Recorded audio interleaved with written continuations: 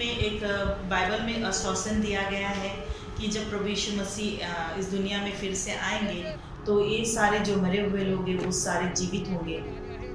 तो इस तरीके से हमने जो बॉडी जाते थे क्रिमिनेशन के लिए, उन सारे बॉडीज को हमने दफन किया, उनके वो इस रिवाज को हमने कायम रखने की कोशिश की है।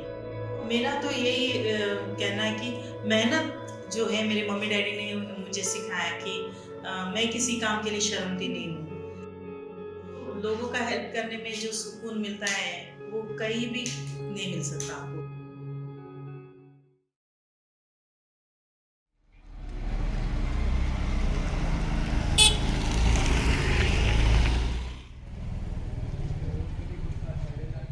मेरा नाम सगाई राजेश नायर है। मैं एक क्रिश्चियन महिला हूँ और जब महाराष्ट्र में पहली बार कोरोना वायरस का इन्फेक्शन फैला तो सबसे पहले मुंडवा एरिया में ये रोग फैला हुआ था। इस बीमारी के वजह से बहुत से मौत होने लगी थी पुणे में, तो पीएमसी ने इसको अंडर में ले लिया था। और जब लोगों की मौत हो रही थी तो सभी जाति के धर्म के लोगों की ये क्रिमिनेशन के लिए जाती थी डेड बॉडीज। तो इसको हैंडल करते हुए जब धर्म की बात आई, क्योंकि मुस्लिम में और क्रिश्चियनिटी में क्रिमिनेशन नहीं करते, उसके शरीर को दफनाते हैं। तो जब दफन का सवाल आया तो मूल निवासी मुस्लिम मंच, ये सबसे पहले ये भाई आगे आए थे जो कि अंजुम इनामदार हैं। तो उन्होंने ये काम पीएमसी से कहा कि हम इसको हैंडल करेंगे और मुस्लिम की जितनी भी बॉडी है या क्रिश्चियन की जितनी भी बॉडी है वो हमको दिए जाए। तो उस समय पर मूल निवासी मुस्लिम मंच ये क्रिश्चियनिटी की बॉडी को भी दफना रहे थे। तो मेरे पति उनके साथ गए पहले, तो उन्होंने देखा अपनी आंखों से कि ना तो रिश्तेदार आ रहे और ना तो कोई फादरी या तो पास्टर आ रहे हैं प्रार्थना के लिए। तो उस समय में मेरे पति आकर मुझसे कहा कि सच में वहाँ पर कोई आ नहीं रहा है और अच्छा होगा कि बहुत अच्छा होगा कि अगर तुम प्रार्थना कर सकती हो तो वहाँ पर आकर, क्योंकि मेरे पति ने इसलिए मुझसे कहा कि वो जानते थे कि मैं क्राइस्ट एम्बेसी चर्च में पास्टर रह चुकी हूँ। तो मैं हर समय बीमार लोगों के लिए प्रार्थना करने जाती थी अस्पतालों में या तो फिर उनके घरों में। तो इसलिए उन्होंने मुझसे कहा, तो मैंने कहा कि ठीक है, ये तो धर्म की बात है, अपनी क्रिश्चियनिटी को बचाना है और इंसानियत को भी बचाना है इसमें।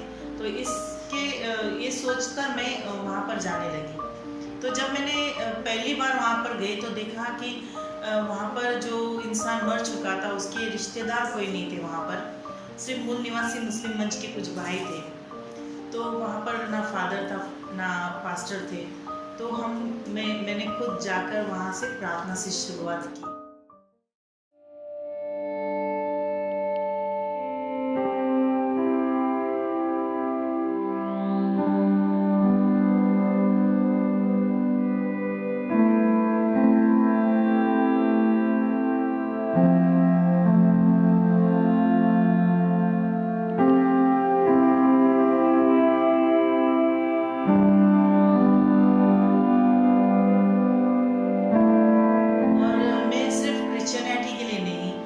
एक जाति के लिए मैं ये काम करना चाहती हूँ और जो अपने समाज की जो लड़कियां हैं उनके साथ में जितनी भी अत्याचार हो रहे हैं आज के ज़माने में, एक लेडी होने के नाते मैं ये काम इसलिए कर रही हूँ कि मैं समाज को एक मैसेज देना चाहती हूँ।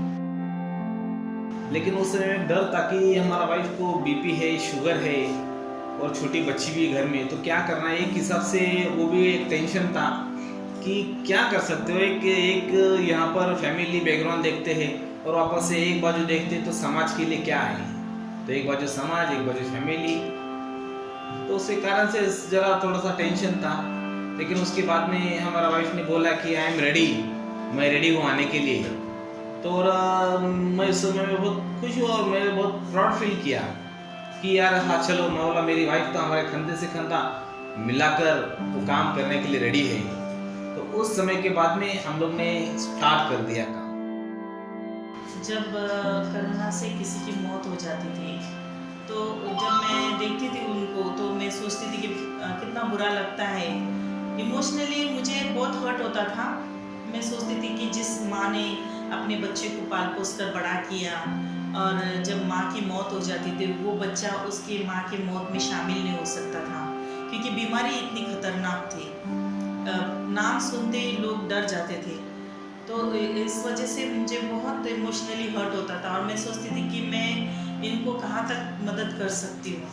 और जब किसी का अपना चला जाता है तो वो दुख मैं समझती हूँ, क्योंकि मैंने अपने माता पिता को भी खोया है, तो उस मैं हर किसी को अपना समझती हूँ।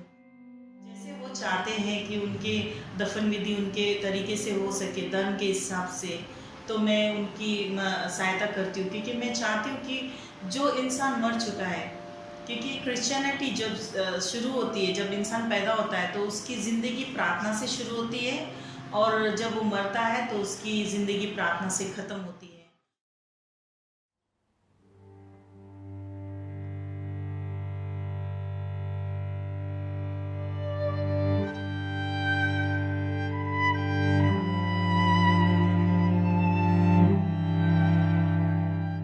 परिवार के लोग हैं, वो लोग हमको बहुत मतलब धन्यवाद करते हैं, हमारी बहुत शुक्रिया अदा करते हैं, क्योंकि वो तो इस समय जब उनके अपने गुजर जाते थे वो सब कुछ कर नहीं सकते थे।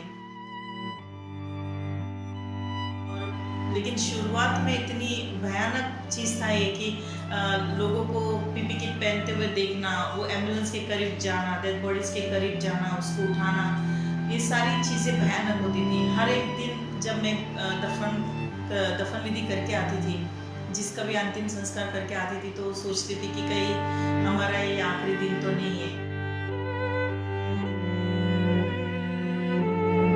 मतलब मेरा ये सोचना था कि अगर आप कोरोना से डर कर मरना चाहते हैं तो बुज़दिली होगी, you know, instead of getting frightened of corona, you should fight.